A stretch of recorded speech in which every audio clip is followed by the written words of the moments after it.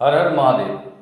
आज আমি উত্তম শাস্ত্রী নমস্কার আপনাদের সামনে নিয়ে এলাম বৃহস্পতির গোচরের ফলে কুম্ভ রাশি লগ্নে কেমন যেতে পারে সেই নিয়ে একটু আলোচনা করার জন্য এলাম। তো দেখুন, বৃহস্পতি আমরা জানি 14ই মে রাত্রি 10:30টায় মুভ করছে এইখান থেকে এখানে, অর্থাৎ মিথুন রাশির ঘরে। তাহলে মিথুন রাশির যে ঘরটা কুম্ভর ক্ষেত্রে কত নম্বর ঘর হচ্ছে? কুম্ভ হচ্ছে আমার এখানে। তাহলে এইখান থেকে আমি যদি 1 2 3 4 করে ধরি, তাহলে 5 নম্বর ঘরে বৃহস্পতি কিন্তু ট্রানজিট হয়ে মুভ করবে। তাহলে 5 নম্বর ঘরটা আমার কিসের? 5 নম্বর ঘর হচ্ছে আমার বাচ্চার ঘর, 5 নম্বর ঘর আমার হচ্ছে লাভের ঘর, 5 নম্বর ঘর আমার প্রেমের ঘর। তাহলে এই 5 নম্বর ঘরে যখন বৃহস্পতি আসবেন, দিয়ে বসবেন, বৃহস্পতি যে ঘরটাতে বসেন, বৃহস্পতি বারবার বলেছে একটা প্রদীপ। এই বৃহস্পতি হচ্ছে গুরু, ধর্মগুরু, পড়াশোনার গুরু, সব বিষয়ের গুরু। তাহলে ইনি গুরু মানে কি? আলো ছড়ান।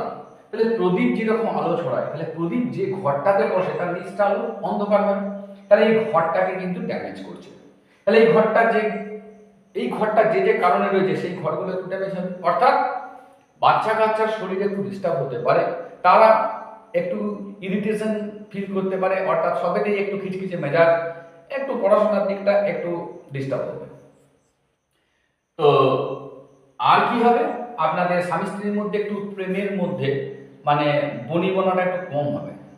তাহলে এখান থেকে বাঁচার উপায় এমন কিছু না, কিচ্ছু ব্যাপার না, শুধুমাত্র ওম গুরুবে নমঃ প্রত্যেকদিন জপ করবেন। যাদের গুরুমন্ত্র নেওয়া আছে সকাল সন্ধ্যে দুবেলা করে জপ করুন, ব্যাস।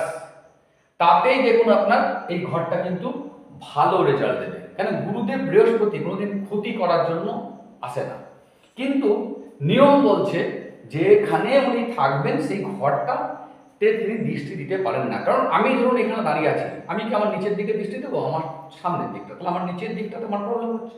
ঠিক একইভাবে প্রত্যেকটা জিনিস ভালো করে সহজভাবে বুঝতে হবে।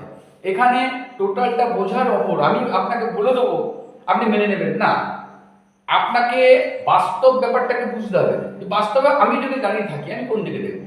একটা ক্যামেরা দাঁড়িয়ে আছে, কোন দিকে দেখবে? প্রদীপ জ্বলছে, কোন দিকে দেখবে? ঠিক সেই রকমই একই কেস, আর কিচ্ছু না, আলাদা কিচ্ছু না।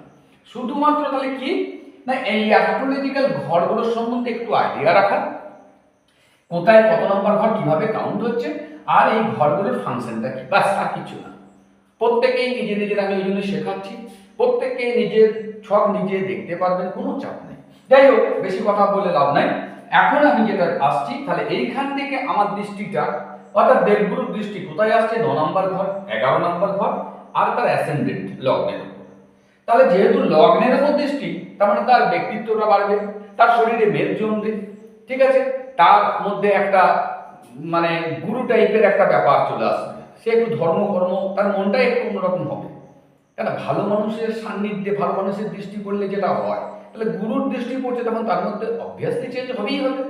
তাহলে অ্যাকোয়ারিয়াস অর্থাৎ কুম্ভ রাশি লগ্নের ক্ষেত্রে এটা একটা কিন্তু ভালো পরিবর্তন আসতে চলেছে। ঠিক আছে, গুড। এরপর আসছি আমরা 11 নম্বর ঘর, আমার ইচ্ছা পূরণের ঘর। আমি এতদিন ধরে যাওয়ার চেষ্টা করেছিলাম, অনেক কিছু আমার ইচ্ছা আছে, চেষ্টা করছি, খেলে যাচ্ছি, কিন্তু সাকসেস পাচ্ছিলাম না। এইবার শুভ দৃষ্টি গুরুর পড়ছে, তার মানে কি বলছে?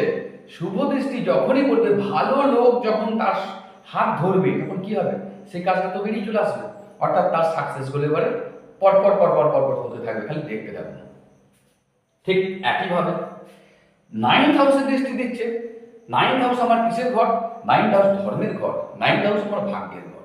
তাহলে আপনাকে প্রথমেই বললাম যে আপনি দেখবেন অলরেডি হয়তো কুম্ভ রাশির যারা দেখছেন তারা বুঝতে পারছেন, তাদের মধ্যে একটা ফিলিংস আসছে। এতদিন যারা ঠাকুর ঘরে যাচ্ছিলেন না, মন্দিরে যাচ্ছিলেন না, তারা দেখবেন অটোমেটিক একটা কেমন যেন মনটার মধ্যে একটা হয়ে যাচ্ছে। তাদেরকে একটা ঠাকুরের প্রতি একটা টান, ঈশ্বরের প্রতি একটা টান, তারপরে বাবা মায়ের প্রতি একটা টান, গুরুর প্রতি একটা টান, শিক্ষাগুরুর প্রতি একটা টান, বাচ্চাদের, এই জিনিসগুলো কিন্তু হবে। এবং সেটা আরো বেশি হবে 14ই মের পর থেকে। আপনারা ধর্মকর্ম নিয়ে একটু দেখবেন ব্যস্ত থাকবেন।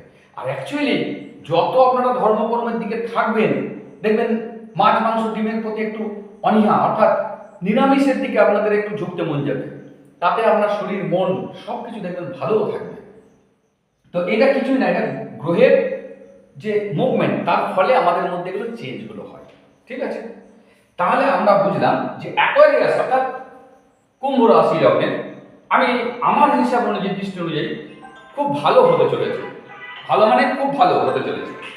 যাই হোক, এখন ব্যাপারটা হচ্ছে যেটা, এইখানে তো উনি সবসময় থাকছেন না, চলে আসবেন কোথায়? অক্টোবর নভেম্বর মাসে এইখানে। অর্থাৎ এই ঘর থেকে যখন হবে তখন এক ঘর করে এগিয়ে যাচ্ছে। অক্টোবর নভেম্বরের পর ইনকাম বা প্রপার্টি বা ওয়েলথ ক্রিয়েশন হবে। ধর্মকর্মের যে দিকটা, অর্থাৎ বিদেশের সঙ্গে আপনার কানেকশন, বা বিদেশে চলে যাবেন, হয়তো ঘুরতে চলে যেতে পারেন, ধর্মস্থানে ঘুরতে যাবেন, তীর্থ করতে যেতে পারেন। আবার দশম ঘরে দৃষ্টি দিচ্ছে, মানে কর্মের ঘরটা আপনার খুব সুন্দর হবে। তাহলে এই হলো এই বছরকার আপনাদের ফলাফল। এরপরে এই বৃহস্পতি সিরিজ শেষ হলেই আমি কিন্তু আপনাদের জন্য নিয়ে আসছি রাহুর সিরিজ, যেটা খুব ভাইটাল। রাহুদেব যার ক্ষেত্রে দেয় তো অধেল দেয়, যার ক্ষেত্রে নেয় তো তাকে নিঃস্ব করে দেয়। সেজন্য রাহুর ট্রানজেকশনটা আপনাদেরকে একটু বুঝতে হবে। তো আশা করি আপনাদের ভালো লাগছে।